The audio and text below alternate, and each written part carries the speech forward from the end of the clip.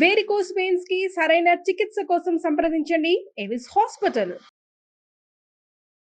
నమస్తే గురుగారు. శ్రీమాత్రే నమః. శ్రీమాత్రే నమః. గురుగారు, రాబోయే ఏకాదశి విశిష్టత గురించి, పాటించవలసిన నియమాల గురించి ఈ వీడియో ద్వారా ప్రేక్షకులకి తెలియజేద్దాం. తప్పకుండా అమ్మా. ఫస్ట్ ఆఫ్ ఆల్ మనం అసలు ఏకాదశి ఎందుకు పాటిస్తాం అనే విషయం తెలియాలి. మనకి ఇందులో 2 రకాలు ఉంటాయి. ఉపవాసమే ప్రధానము. ఉపవాసం అనగానే 2 రకాల అర్థాలు చెప్తూ ఉంటారు. ఒకటి దేవుడికి దగ్గరగా ఉండడమే కానీ ఏమీ తినకుండా ఉండడం కాదు అంటూ ఉంటారు. అవును గురుగారు. అంటూ ఉంటారు. ఇప్పుడు ఏకాదశి అంటే ముందుగా ఫాస్టింగ్ అనేది బ్లైండ్ గుర్తు వస్తుంటుంది. అయితే 2 రకాల అర్థాలు ఉన్నాయి దానికి. ఉపవాసము అంటే దేవుడికి దగ్గరగా ఉండడం, అంటే మీ ఆలోచనల్లోని మీరు ఏ పని చేస్తున్నా దేవుడు గుర్తు రావడం. రెండవది, నిజంగానే శాస్త్రంలో ఈ ఏకాదశి నాడు మాత్రం తినకుండా ఉండమని చెప్పారమ్మా. ఇదేమి చెప్పలేదు, చెప్పకపోవడం కాదు. 8 యామములు అని చెప్పారు. 8 యామములు అంటే యామము అంటే 3 గంటలు. 8 3 24 గంటలు. ఈ రోజు పొద్దున్న స్టార్ట్ చేస్తారు, రేపు ఉదయం వరకు తినకుండా ఉండగలగాలి. అది ఎవరు? చిన్నపిల్లలు కాదు, స్త్రీలకు చెప్పలేదు. ఉండగలిగితే ఉండండి కానీ చెప్పలేదు. అనారోగ్యంతో ఉన్న వాళ్ళు, బాగా ఏజ్డ్ పర్సన్స్ ఉండక్కర్లేదు. మీరు ఉండలేము, షుగర్ బీపీ ఉంది, ఉండాల్సిన పనేం లేదు. చక్కగా ఏ పండో ఏదో తీసుకొని అల్పాహారం తీసుకొని ఉండొచ్చు, తప్పేం కాదు. కానీ ఉండగలిగిన వాళ్ళు కనుక ఉండగలిగితే వీళ్ళకి కలిగే ఫలితం ఏమిటంటే, ఏకాదశి నాడు ఎవరైతే ఉపవాసం ఉంటారో ఆ ఉపవాస ఫలాన్ని విష్ణువు తీసుకొని మనకు పుణ్యాన్ని ఇస్తాడు. ఒక ఎక్స్చేంజ్ లాగా. అది శాస్త్రంలో ఉన్నటువంటి విషయమే అది. అయితే దీనివల్ల ఇంకొక గొప్ప పని కూడా జరుగుతుంది. ఏమిటంటే, మీరు ఎప్పుడు ఏకాదశి తీసుకోండి, రవి గ్రహం నుంచి ఆ రోజు గ్రహస్థితిని కనుక గమనించినట్లయితే రవి నుంచి చంద్రుడు 5వ స్థానంలో కానీ 11వ స్థానంలో కానీ ఉంటాడు. 5 లేదా 11 స్థానాల్లోనే ఉంటాడు ఏకాదశి నాడు. ఎందుకు అలాగా అంటే, చంద్రుడు మనస్కారకుడు, రవి ఆత్మకారకుడు. పంచమ స్థానం కానీ లాభస్థానం కానీ ఇచ్చే ఫలితాలు ఏమిటంటే ఇమ్యూనిటీని పెంచే ఎనర్జీ ఇచ్చే సమయాలు అంటారు వాటిని. సమస్త జీవకోటికి ఇమ్యూనిటీ పెరిగే టైం అది. మీకు ఇమ్యూనిటీ పెరిగే టైంలో లోపల బాడీలో ఉండేటువంటి సిస్టమ్ ఏదైతే ఉందో, అప్పుడు ఫుడ్ వేస్తున్నాం అనుకోండి, ఆ టైంలో ఫుడ్ని అరిగించే పనిలో ఉంటుంది, ఇమ్యూనిటీ పెంచుకునే టైంలో ఉండదు. ఈ 15 రోజులకు ఒకసారి మనకి ఏకాదశి వస్తుందమ్మా.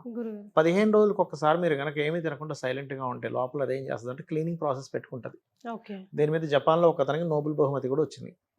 దీని మీద ఏకాదశి ఉన్న వ్యక్తికి ఏంటి ఫలితాలు అనేది రాశాడు ఆయన. క్యాన్సర్స్ రావట్లేదు, దీర్ఘవ్యాధులు రావట్లేదు, కాస్త దీర్ఘకాలం బతుకుతున్నారు, ఎక్కువ హెల్త్ ఇష్యూస్ రావట్లేదు అని దాని మీద రీసెర్చ్ చేసి రిపోర్ట్ ఇస్తే ఆయనకి నోబెల్ బహుమతి ఇచ్చారు. మన మహర్షులు ఎప్పుడో చెప్పారు ఇది ఆరోగ్యానికి మంచిది అని. ఇవి ఇప్పుడు వచ్చేటువంటి ఏకాదశికి ఉండేటువంటి ప్రత్యేకత ఏమిటి అంటే, ఇది పర్టికులర్గా చంద్రుడు కన్యారాశిలో కేతువుతో ఉండగా వస్తున్నాడు. అలాంటప్పుడు మనం చేసే ఏకాదశి వల్ల కలిగే ఫలితం ఏమిటంటే, మొట్టమొదటిగా మన బుద్ధి వికసిస్తుంది. ఎటువంటి విషయాల్లో? అప్పుల విషయాల్లో. ఇప్పుడు మనం చూడండి, మిస్క్యాల్కులేషన్ వల్లే పిచ్చి పిచ్చిగా మనం క్రెడిట్ కార్డ్ అక్కడ వాడేసి ఇక్కడ వాడేసి అయ్యో ఇప్పుడు ఈ బిల్లు ఎలా కట్టాలని టెన్షన్ పడుతూ ఉంటాం. అంతే కదా. అప్పులు తగ్గుతాయి ఫస్ట్ ఈ ఏకాదశి చేయడం వల్ల.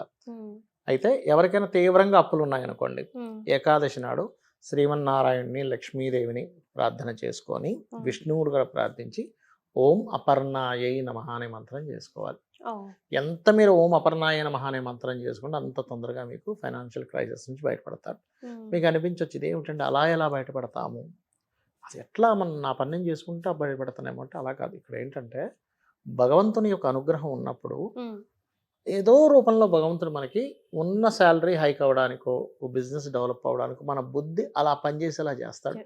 నేను ఇక్కడే ఎందుకు ఉండాలి, నేను ఇంకొంచెం ఇంకేదైనా కోర్సెస్ నేర్చుకుని హై లెవెల్కి వెళ్ళొచ్చు కదా అనే ఆ వ్యక్తి టైం స్పెండ్ చేస్తాడు. దీని మీద ఒక వృత్తాంతం కూడా ఉంది. అంటే ఈ అపర్ణాయ నమః అనే మంత్రం మీద ఒక బ్రాహ్మణుడు ఉండేవాడమ్మ. ఆయన మంచి చాలా సత్యవాది, అన్నీ చక్కగా చేసుకునేవాడు. కానీ ఆయన కర్మ కొద్దీ ఆయన చేయకపోయినా వాళ్ళ పూర్వీకులు అంటే తండ్రులు తాతలు చేసిన అప్పు ఈయన మీద పడింది, మీరు కట్టాల్సిందే అని. ఈయన ఏదో అప్పుడప్పుడు ఉన్నప్పుడు అడపాదడప ఏదో కొంత డబ్బులు ఇచ్చేవాడు, ఈయనకు అంత సంపాదన ఉండేది కాదు.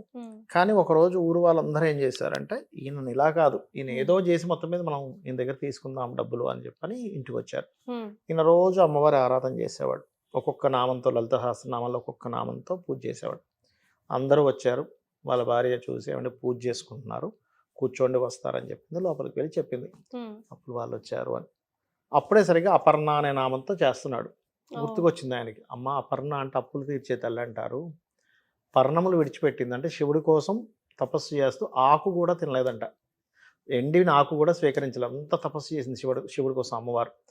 అంటారు కదమ్మా, ఏమిటమ్మా నాకు ఈ అప్పుల బాధలు అనుకుని మళ్ళీ చంపలేసుకున్నాడు. చిచి నిన్ను అడగాల్సింది ఇదా, అప్పులు తీర్చు, డబ్బులు ఇవ్వు, టీవీ ఇవ్వు, ఫ్రిడ్జ్ ఇవ్వు అడగాలి. చిచి నేను తప్పుగా అడిగానమ్మా, నాకు మోక్షం కావాలి కదా, ఈ తప్పుగా అడిగాను, క్షమించాను. మళ్ళీ పూజ మొదలు పెట్టేశాడు.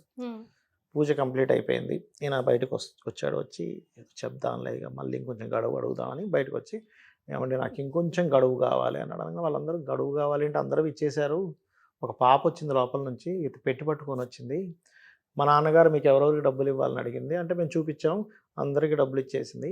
ఈ పత్రాలు చింపేయమంటారా అంటే వద్దొద్దు, మా నాన్నగారు వస్తారు, ఆయనకి చూపించి చింపేసండి, లోపలికి వెళ్ళింది. ఒకసారి పిలవండి ఆ పాపని, మేము చూస్తాము. ఎంత ముద్దు వస్తుంది ఆ పాప, అసలు మాకు మళ్ళీ మళ్ళీ చూడాలనిపిస్తుంది. ఆ పాప ఉన్నంతకాలం మమ్మల్ని మేము మర్చిపోయాం, ఒకసారి పిలవండి అంటాడు. అనగానే ఆయన అక్కడే కూర్చుండిపోతాడు. అయ్యో ఏమిటి స్వామి ఇలా కూర్చుండిపోయారు, అసలు నాకు పిల్లలే లేరయ్యా, మీరు ఎంత అదృష్టవంతులు, మీకు ఆ అమ్మవారు వచ్చి కనబడింది అని అంటాడు. అంటే ఏమిటంటే ఆ శక్తి, అంత అమ్మవారిని అడగగలగాలి, అమ్మవారు ఇస్తుంది ఖచ్చితంగా. దాని తర్వాత అతనికి రాజు పిలిచి ఆస్థానంలో అతనికి ఒక చోటు ఇవ్వడం జరుగుతుంది. అక్కడ నుంచి లైఫ్ అనేది బాగుంటుంది.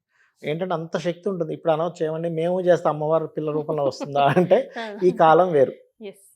ఈ కాలంలో మనుష్య రూపంలోనే ఒక వ్యక్తి మనకు సహాయం చేస్తాడు. అంటే అలాగా, అరే నీ టాలెంట్కి ఇక్కడ ఇంకో శాలరీ, ఎక్కువ శాలరీ వస్తుందని చెప్పడము, లేకపోతే ఈ కోర్స్ నేర్చుకోమని చెప్పడము, సజెషన్ ఇవ్వడము, బిజినెస్ చేస్తే బిజినెస్ డెవలప్ ఏం చేయాలో చెప్పడం, ఏదో రూపంలో వస్తుందమ్మా భగవంతుడు.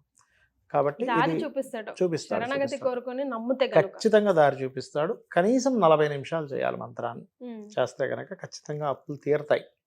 నేను చాలామంది స్టార్టింగ్లో మన వీడియోలు చూసినప్పుడు ఇదేమిటి అవుతుందా, సరే చూద్దాంలే, డబ్బులేం ఖర్చు పెట్టేది లేదు కదా, జపం చేసి చూద్దామని చేసి అరే నిజమే తీరిపోతున్నాయి ఏంటి అని అనుకొని ఆశ్చర్యపోయి నాకు కాల్ చేసిన వాళ్ళు, మెసేజ్ చేసిన వాళ్ళు చాలామంది ఉన్నారు అమ్మవారి అనుగ్రహం వల్ల. కానీ మన ఈ వీడియో కూడా చాలా మందికి కూడా ఉపయోగపడుతుంది. బికాజ్ ఈ రోజుల్లో అప్పు లేని ఇల్లు ఉందా అంటే కొంచెం మనం ఆలోచించాలి. ఎందుకు అవుతుందంటే అమ్మ, అప్పు ఒకప్పుడు మనకు ఒక కోరిక పుట్టింది అనుకోండి, ఫలానాది కొనుక్కోవాలని, మనకి యాక్సెస్ ఉండేది కాదు. ఇప్పుడు ఏంటి, ఈజీ యాక్సెస్, ఫోన్లో చూస్తున్నాము, ఉంది అప్పు దొరుకుతుంది, క్రెడిట్ కార్డు అప్పిస్తున్నాడు, వెంటనే కొనేస్తున్నాం. ఒకప్పుడు అట్లా అప్పిచ్చేవాడు కష్టం, దొరికే వస్తువు కష్టం. ఆ వస్తువు కొనుక్కుందామనుకొని 4 రోజులు ఆగేసరికి మనకు దాని మీద కోరికే చచ్చిపోతుంది. ఇప్పుడు అలా కాదు, మీ కోరిక పుట్టిన వెంటనే కొనే యాక్సెస్ ఉంది, అందుకే మనిషి ఖర్చు అయిపోతుంది ఎక్కువ. సో మనమే కంట్రోల్లో ఉండగలగాలి. చాలా సంతోషం గురుగారు, ధన్యవాదాలు. శ్రీమాత్రే నమః.